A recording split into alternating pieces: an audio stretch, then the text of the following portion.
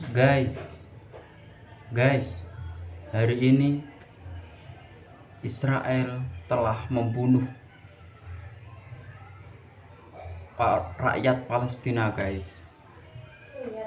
Dua orang warga sipil telah dibunuh oleh Israel, guys. Gimana ini, guys? Keadilan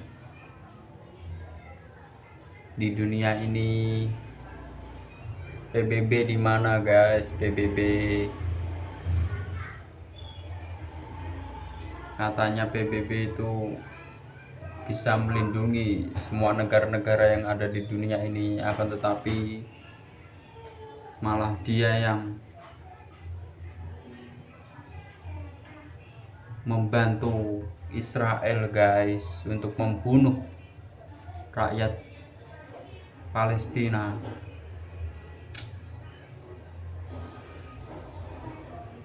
Saya muak sekali, guys, dengan kelakuan Zionisme ini, kelakuan Dajjal. Kita harus melakukan sesuatu, guys. Kita harus terus bersuara untuk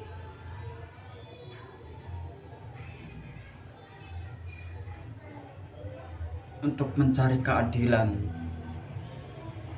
untuk mencari perdamaian untuk rakyat Palestina, guys.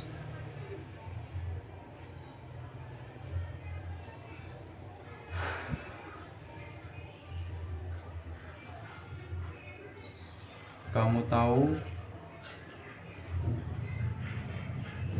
pelatih Manchester City, Pep Guardiola, dia selalu menyuarakan tentang Palestina, guys. Dia ini padahal seorang pelatih, guys, cuma seorang pelatih, bukan influencer besar atau presiden, bukan wartawan, bukan manajer, guys, manajer, coach Manchester City sekarang. Dia berani menyuarakan untuk perdamaian Palestina. Kenapa presiden kita, guys, Prabowo, malah ikut-ikutan bersama Donald Trump, guys, untuk ikut Word of Peace atau apa itu, guys, grup bentukan Donald Trump itu. Malah kalau pengen ikut itu harus bayar, guys. Prabowo sudah bayar 17 triliun pakai dana kita, dana rakyat Indonesia, guys, rakyat kita, uang kita, buat sesuatu yang tidak masuk akal, guys. Sungguh ini biadab, guys, biadab. Saya sebagai rakyat Indonesia sangat malu sekali, guys, melihat kelakuan Prabowo seperti ini. Kok bisa, guys, kok bisa dia ikut-ikutan Word of Peace itu, guys, padahal itu kan bentukan Donald Trump untuk agar bisa Israel damai, guys. Gimana ini logikanya? Kan kita ini membela Palestina, harus bisa damai, kok malah Prabowo ikut mendamaikan Israel.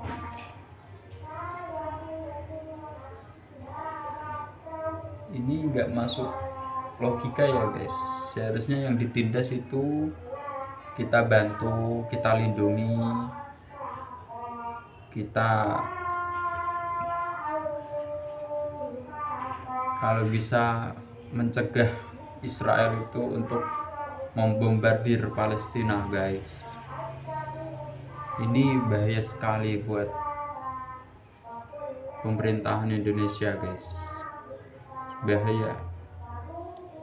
Apalagi Indonesia kan sudah terkenal membela Palestina sejak dari dulu guys.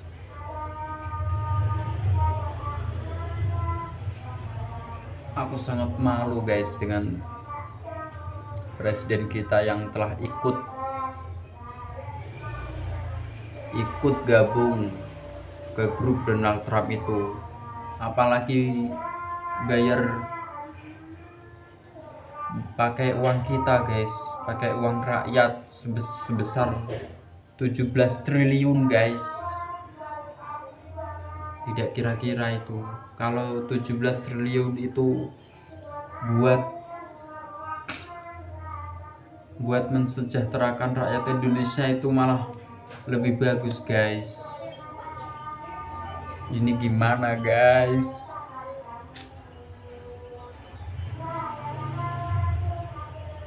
Sungguh aku gedek sekali guys sama Prabowo. Otaknya di mana guys? Bikin program-program yang tidak masuk akal sama sekali. Program nomor satunya itu MBG ya guys ya. MBG itu program untuk kebutuhan polisi, TNI, DPR kayaknya ada guys, ada yang ikut SPPG itu. Pokoknya itu orang-orang dalam guys yang dapat jatah dapur MBG itu guys. Kata Bung Rocky Gerung sama ketua BEM UGM itu,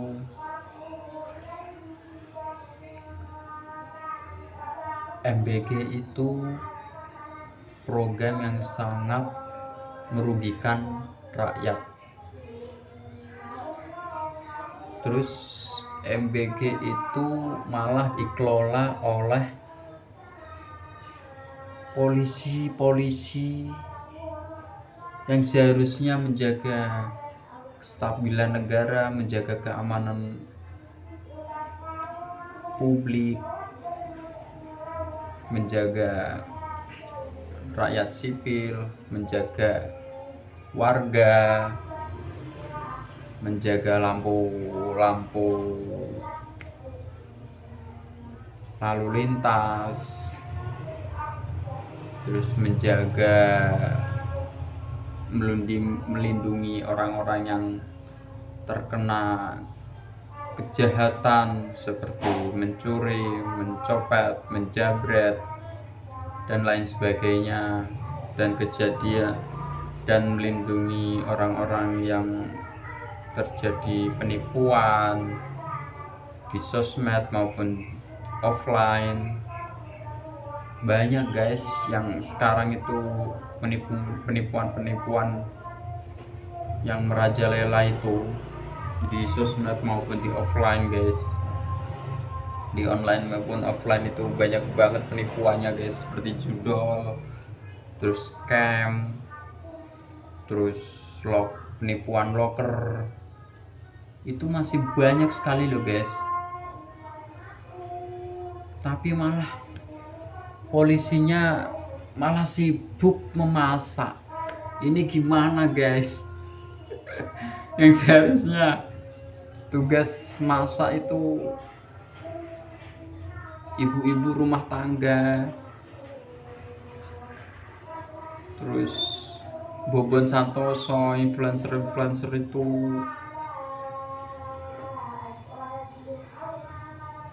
terus Master Chef itu harusnya yang disuruh bikin program ini, yang harus memegang program MBG guys, yang ahlinya itu loh.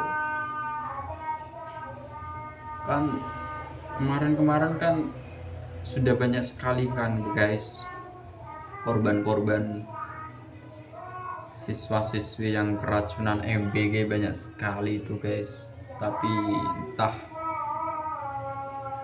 itu diusut apa enggak, kami belum risetnya guys. Kayaknya sih kabar itu cuma berita doang sih guys di TV, nggak diusut tuntas gitu permasalahannya di mana, terus kenapa kok bisa membeli barang basi, terus kok bisa masaknya yang aneh-aneh, terus budgetnya yang tidak sepadan, tidak sesuai dengan yang dianggarkan. Anggarannya kan sangat gede sekali guys, sampai 335 triliun guys per tahun atau per apa itu guys, saya nggak tahu ya, kurang ya, per hari berapa triliunnya guys untuk MBG itu, sangat banyak sekali itu guys. Itu kalau dikelola oleh profesional seperti chef Bobon dan yang lainnya atau teman-temannya, itu bisa sangat bermanfaat sekali guys, bisa berguna seperti kayak di konten-konten Bobon Santoso itu, seperti kuali merah putih itu sangat berguna sekali guys bagi warga guys. Kuali merah putih itu, kuali besar itu sangat bagus sekali program yang dijalankan oleh Bobon Santoso itu. Kenapa nggak di programnya dipegang, dikelola itu saja yang ahlinya gitu loh guys, jangan polisi itu ngurusin warga sipil yang kena kecelakaan atau kena penipuan atau kena manipulasi. Masa kayak gini harus dijelaskan oleh rakyat sipil kayak gini guys, rakyat jelata yang nggak punya apa-apa ini guys. Sumpah ini udah di luar akal logika guys, padahal itu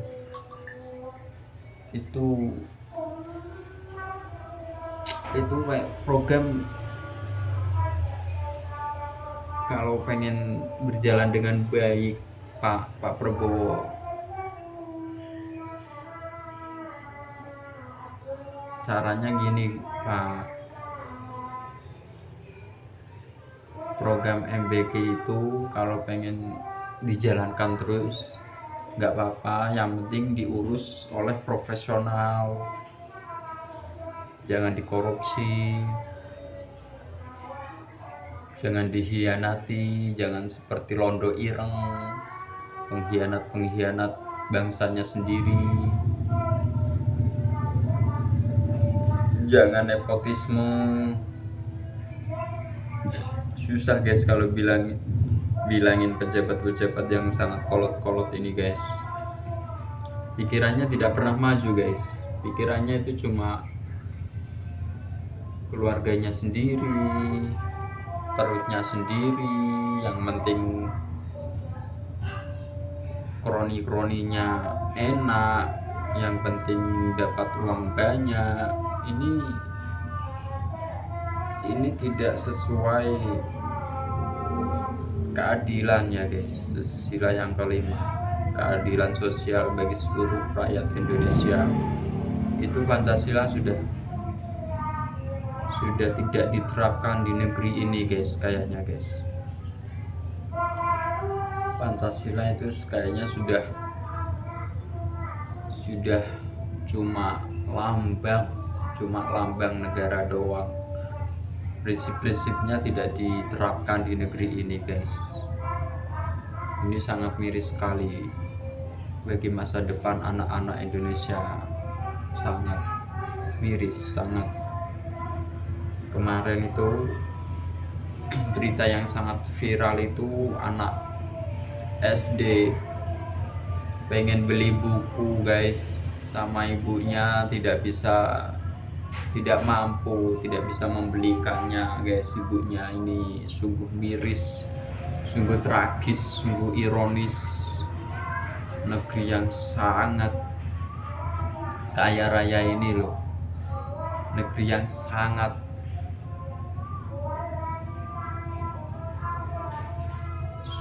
SDA-nya di mana-mana ada, elemen apapun ada, sungguh tidak ternilai guys harganya di SDA di Indonesia ini. Akan tetapi rakyatnya masih banyak sekali yang miskin guys. Rakyatnya masih sangat miskin sekali guys. Rakyatnya masih miskin ekstrim, apalagi di daerah pegunungan Papua itu sungguh kemiskinan sangat dominan di sana guys. Apalagi di sana, di kota-kota besar pun masih banyak guys yang kekurangan duit, kekurangan ekonomi, kekurangan pekerjaan, banyak yang nganggur.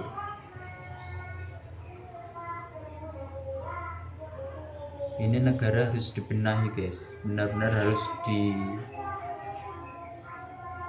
dinepalkan. Kalau bisa dinepalkan menurutku.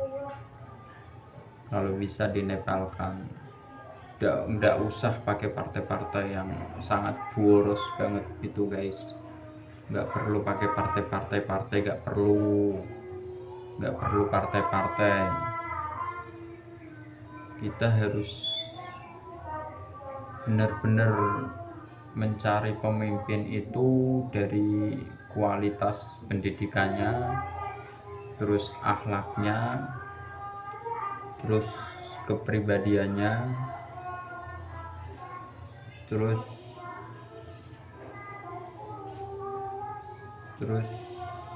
religinya itu harus sangat kuat guys. Kalau pengen menjadi pemimpin di negeri ini itu harus masuk semua kriteria yang aku sebutkan tadi guys.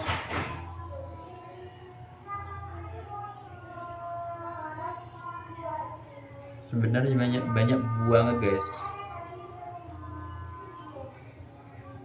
pemimpin-pemimpin yang bisa diandalkan di negeri ini. Akan tetapi ya itu guys, yang dipilih bukan ya, yang dijadikan pemimpin di negeri ini itu seperti kayak orang-orang egois, orang-orang kurang pengetahuan. Kalau Rocky Gerung itu dungu gitu guys. Kalau yang biasa dipanggil Pak Rocky Gerung itu seperti dungu. Presiden kita itu sangat dungu guys. Itu sudah pernah dilontarkan oleh Presiden, Ketua BEM UBM.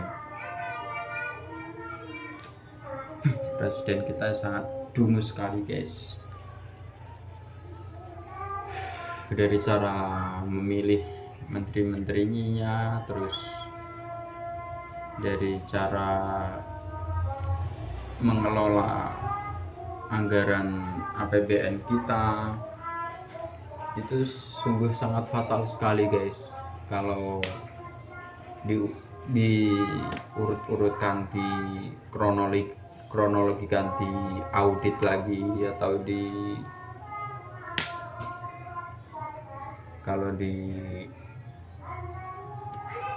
buka semuanya guys, itu sungguh sangat kotor sekali guys. Perbuatannya itu jauh dari kemanusiaan, jauh dari rasa keadilan. Kapan ya guys ya Indonesia bisa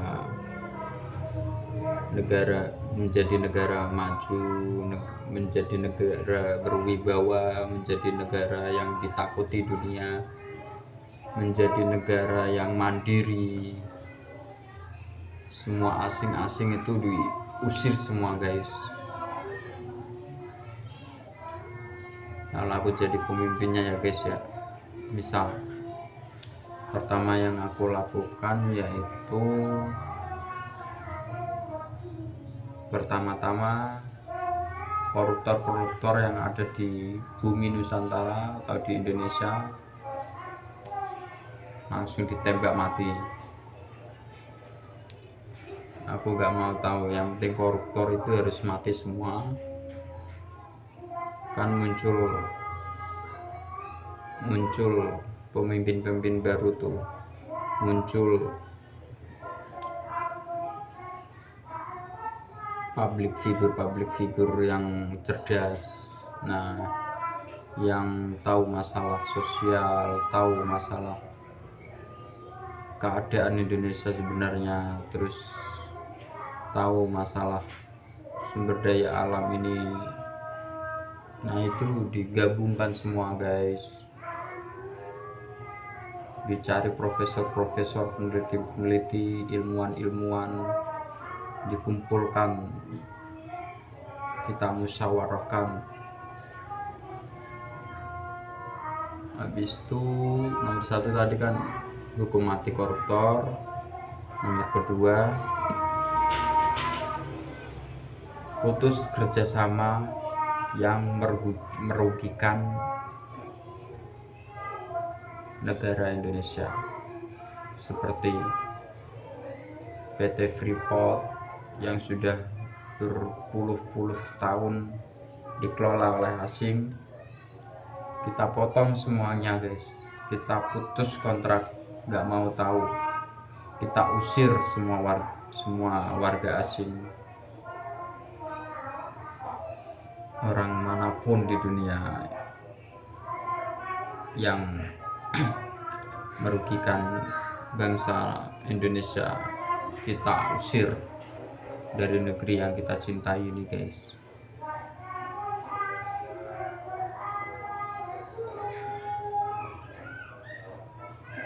Terus habis itu perusahaan-perusahaan PT-PT BUMN yang sudah rusak itu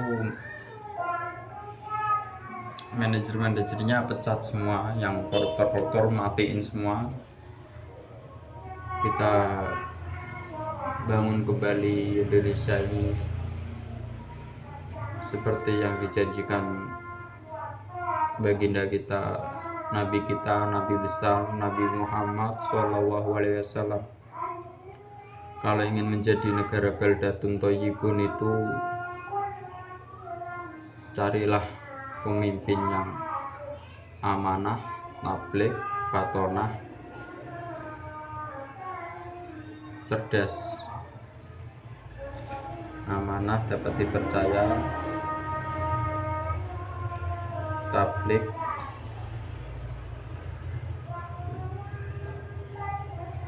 cerdas, fatonah,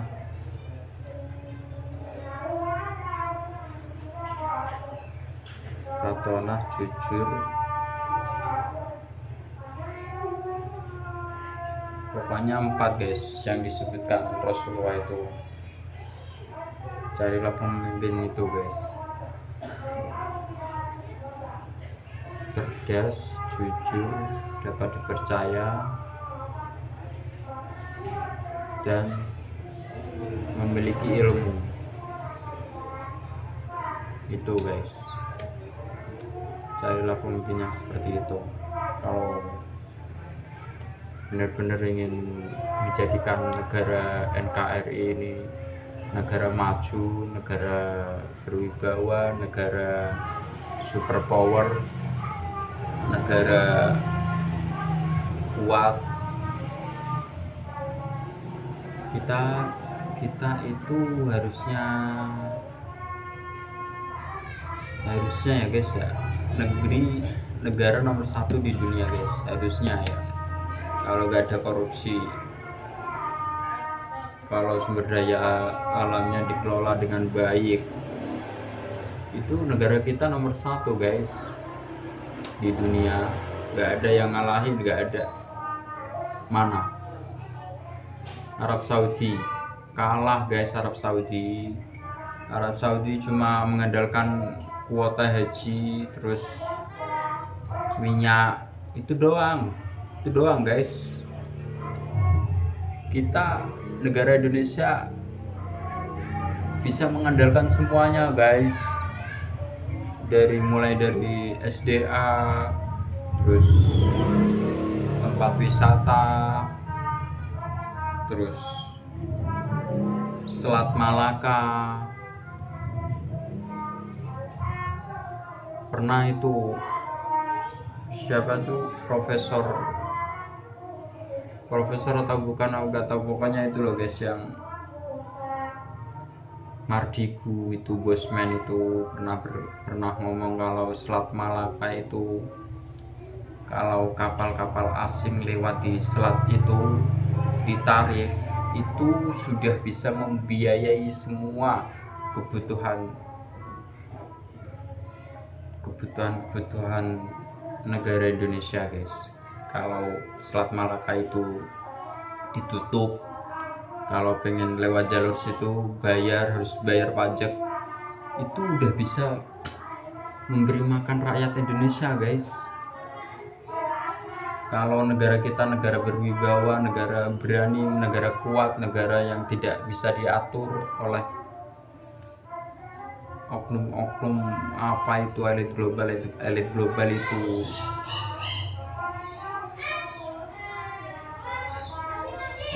itu kecil guys kalau dibandingkan dengan kekayaan negara Indonesia.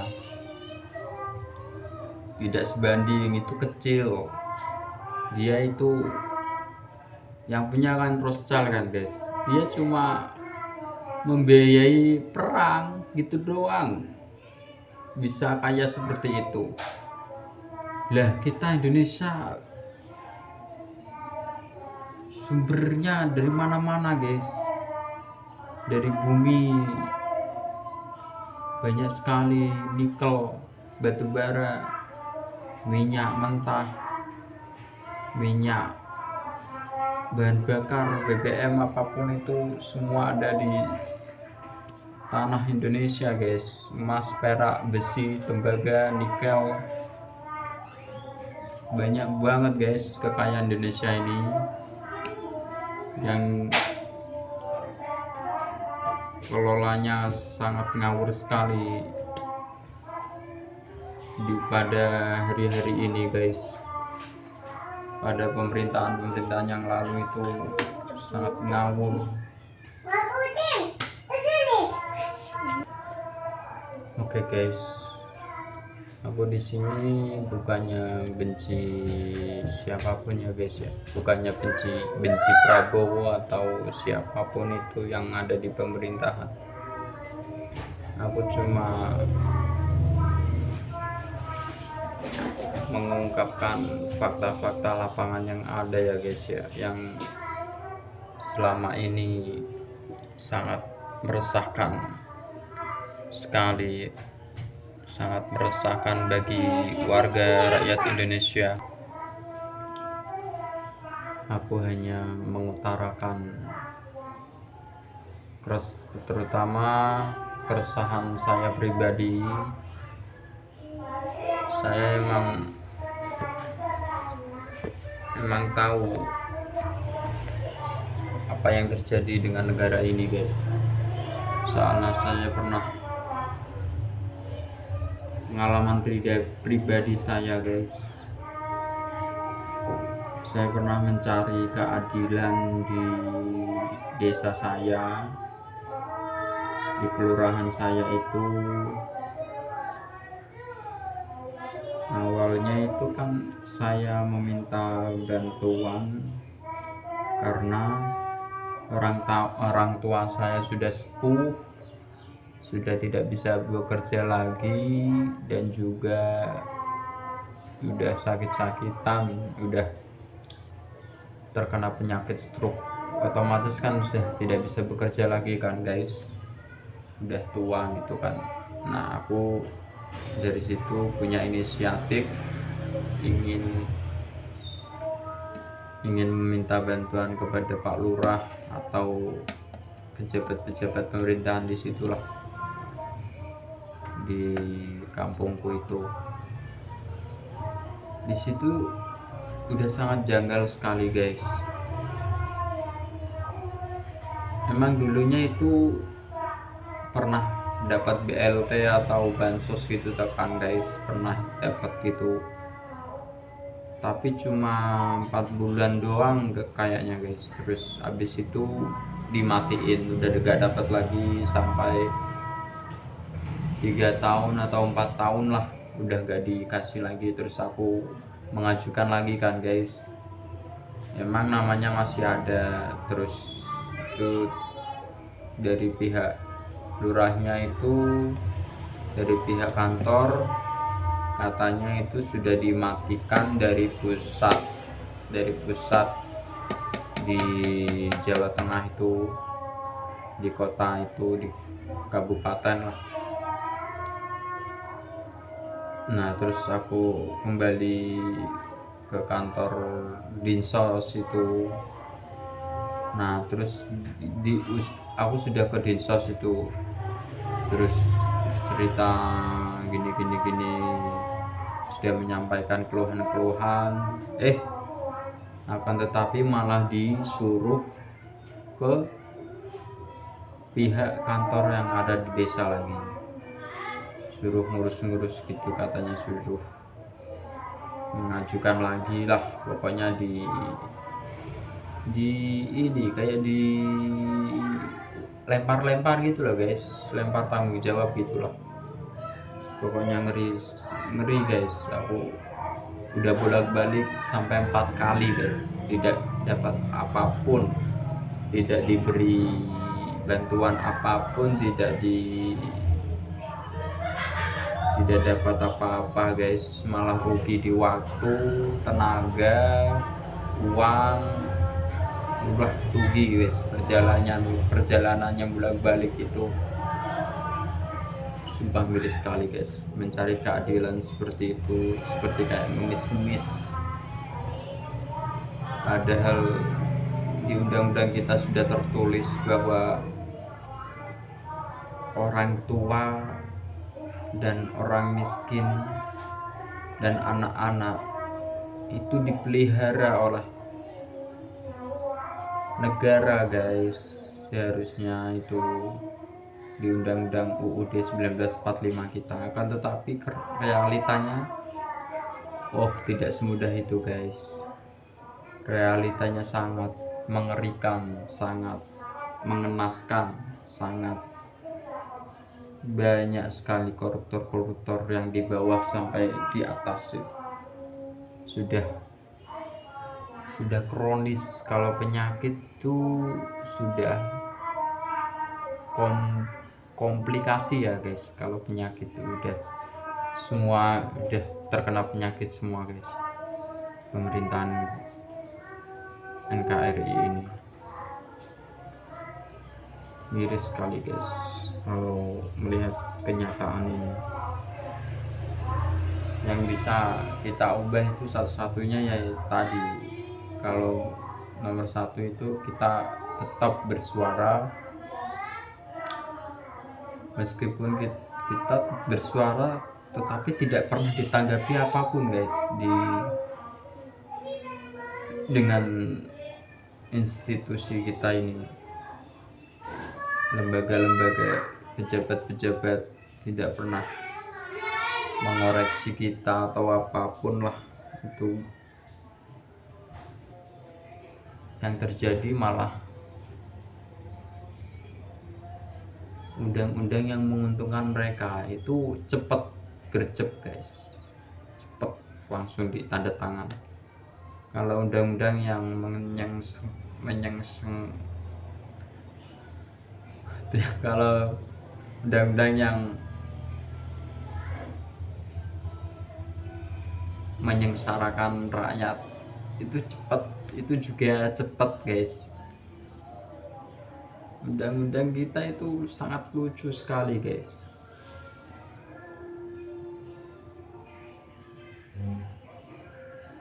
Kalau ada duit ya udah diloloskan, kalau miskin nggak berguna guys. Inilah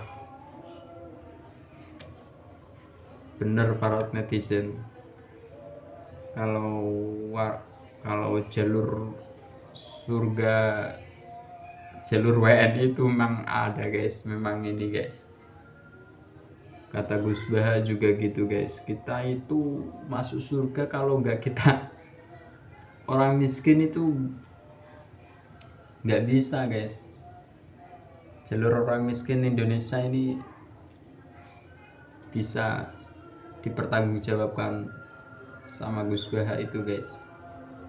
Ternyata bener guys, bener kata netizen itu, relate dengan kata-kata ulama kita, ulama Gus Baha itu. Jalur surga, apa itu, masuk surga jalur WNI itu emang beneran nyata guys. Semoga saya sendiri bisa masuk surga melalui jalur WNI guys.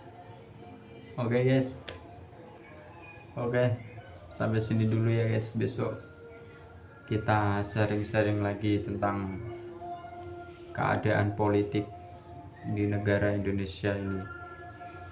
Sharing-sharing, kita bincang-bincang, ngobrol-ngobrol, ngalor ngidul lah,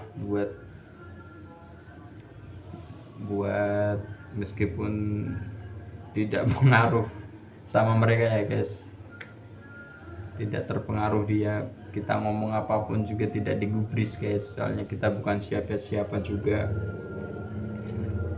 Oke guys, thank you, terima kasih. Kalau suka konten seperti ini, tolong aku minta subscribe ya guys.